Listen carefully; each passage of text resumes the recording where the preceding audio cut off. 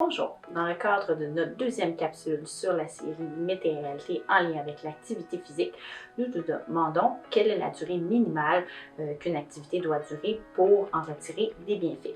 Avec l'été, les chaleurs, les vacances, souvent on a moins de motivation ou moins de temps pour bouger.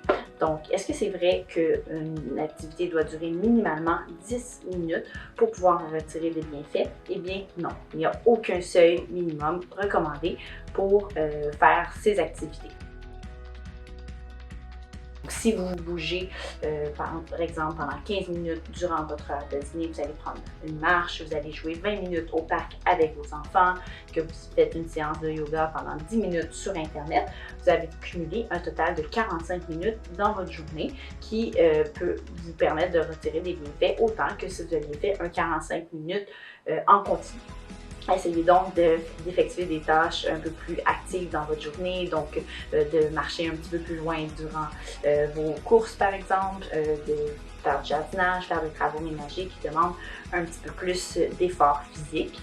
L'idéal, c'est de suivre les recommandations de la Société canadienne de physiologie de l'exercice qui recommande que les enfants de 5 à 17 ans doivent faire au moins 60 minutes d'activité physique par jour et les adultes de 18 ans et plus doivent faire au moins 150 minutes d'activité physique par semaine. Donc, c'est possible en segmentant ces activités d'arriver aux recommandations pour pouvoir justement en retirer des bienfaits. Assurément, l'intensité à laquelle on va faire nos activités ont un impact. Plus l'intensité sera grande, plus les bienfaits en retirés seront grands également. Mais il faut respecter ses capacités. Il y a quand même des bienfaits qui peuvent être retirés d'une activité moins intense comme une marche. Donc, réduire le risque de chute, réduction également des maladies chroniques, amélioration de la santé osseuse. Donc, l'important, c'est d'éviter la sédentarité le plus possible et trouver tous des moments pour bouger.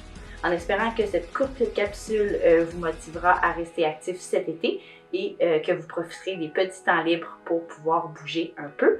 Si vous avez d'autres mythes ou réalités que vous souhaiteriez qu'ils soient abordés dans cette série de capsules, n'hésitez pas à nous en faire part. Sinon, suivez nos réseaux sociaux pour avoir toutes les nouvelles sur le groupe Promo Santé Laval. Bonne journée!